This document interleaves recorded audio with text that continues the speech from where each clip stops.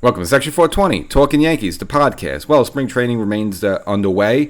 We're going to have our first baseball action with the Yankees this weekend, a little exhibition action, and you'll get an opportunity to look at something that maybe you don't want to look at, but just because now I'm going to tell you about it, you're going to end up looking at it. I apologize, but nevertheless, a lot more noise off the field with baseball, not really just with the Yankees, but just in general with these new uniforms, and a lot of players complaining about a certain thing, a little kind of exposure there, under the waist, under the belt line a little bit. So we'll get into the whole thing about that, but before we do, and you want to get cool little stories like this, again, you're probably not going to like this story because it's going to make you watch. Nevertheless, make sure you subscribe to this podcast, Section 420 Talkin Yankees, wherever you get your podcast. We got the rest of spring training to go, and of course, before you know, we'll be into the season, so make sure you subscribe there, as well as go over to the YouTube channel, Section 420 Talkin Yankees, get the video version of the show, drop the latest episode this week, and, if you're curious where, some of the baseball statisticians think where the Yankees are going to end up this season, well, you'll probably be pleasantly surprised, but if you want all that info, you have to go over to the YouTube channel there, pull out some stats there, again,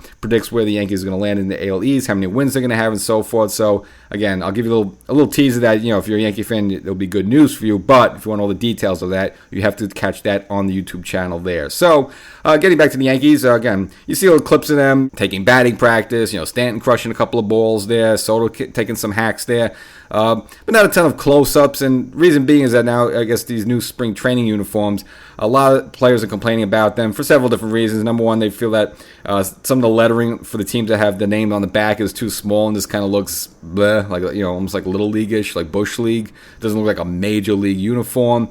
But really the big story is that supposedly with these pants underneath, basically the players' private parts are basically exposed. Now, of course, you're wearing an underwear and a cup, then you'll just see a lump. But there's been some shots, and again, I haven't been looking for this, so I really haven't seen any good examples. And again, once they start playing games, it's just the human eye is going to force you to take a peek over there. But supposedly, especially for the light-colored white pants there, you can pretty much see through almost everything, and a lot of outlines of things you don't want to see.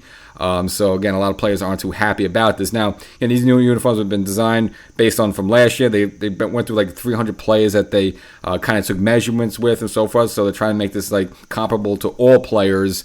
Now, some players have said they liked it. They liked the material just because it doesn't stick to their skin. Other players say it feels a little weird when they run. This kind of feels like it's like holding their legs back a little bit. So a lot of mixed results on this. But again, the big news is that supposedly, again, it kind of really exposes your between your legs there, and of course, obviously, men's sports, obviously, it kind of sticks out a little bit. I'll just leave it at that. So, and I apologize that if you had no idea about this, but now you're gonna start looking just to see what's probably gonna happen there. So, really haven't heard any stories in the near term. Are they gonna do anything to like change this real quick? And really kind of can, and everything's kind of been press made and all the jerseys created, and you can't just throw them in the fire and grab some new ones from last year. So I don't know how it handles that, but so far, really that remains to be sort of the big story of now. It's just these uniforms that are kind of revealing there below the waist, and I don't know, Rob Manfred, we see him try to, rule changes, bigger bases, and other things to try to attract people to the game. Is this an attempt to try to attract a new audience to the game? We don't know. Probably not.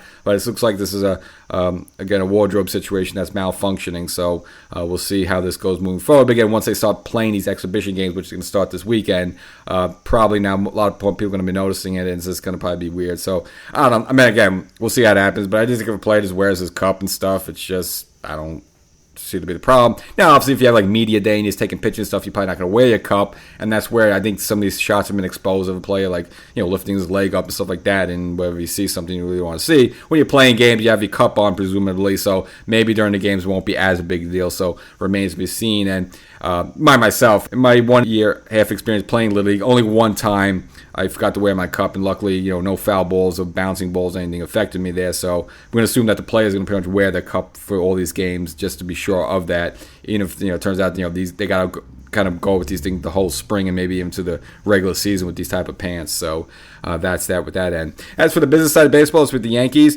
Looks like the Blake Snell stuff is heating up again. Now, hearing all sorts of stuff that the Yankees are really willing to walk away from him, especially after the Stroman deal. But they kind of sort of didn't really pull the deal off the table. They kind of left it floating out there that if he still wants to take it, he can. It seems like Snell, though, is hell-bent on 6 or more years. It doesn't seem like the Yankees want to go there. And now you're hearing stories that the Yankees may want to restructure the deal where give him less years but more per year. That's similar to what they wanted to do Robinson Cano when he bolted for free agency way back when. So it seems Snell's still kind of floating around a little bit. And then Hal Steinbrenner, gave a presser there and kind of said that really you can never have enough pitching. Kind of hinted that, if kind of opportunity to get a pitcher like him in here, they would maybe pursue it if it was kind of reasonable on the Yankees end as well. So it doesn't seem like they completely shut the door on him, but it's still a lot of money there. So unless he again changes his ways, he wants maybe a 4-year deal and he's front loaded like $40 million per year. So let's do the math. It's still like $160 million.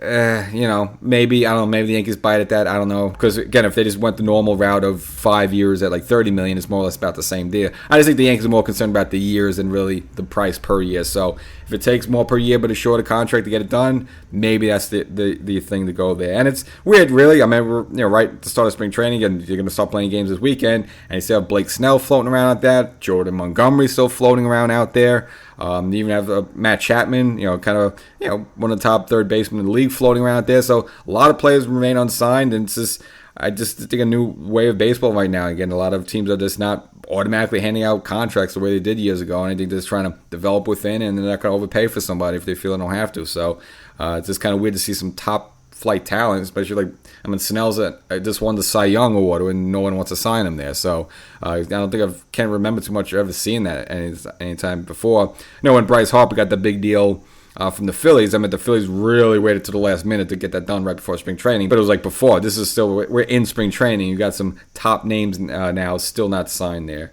So that's the episode, a short one there. So if you're watching baseball there, I don't know if you want to keep your eyes focused on above the waves if you want to do that. But if you're curious about what's going on in the story here, you may want to take a peek down there and see what's happening. Catch you next time.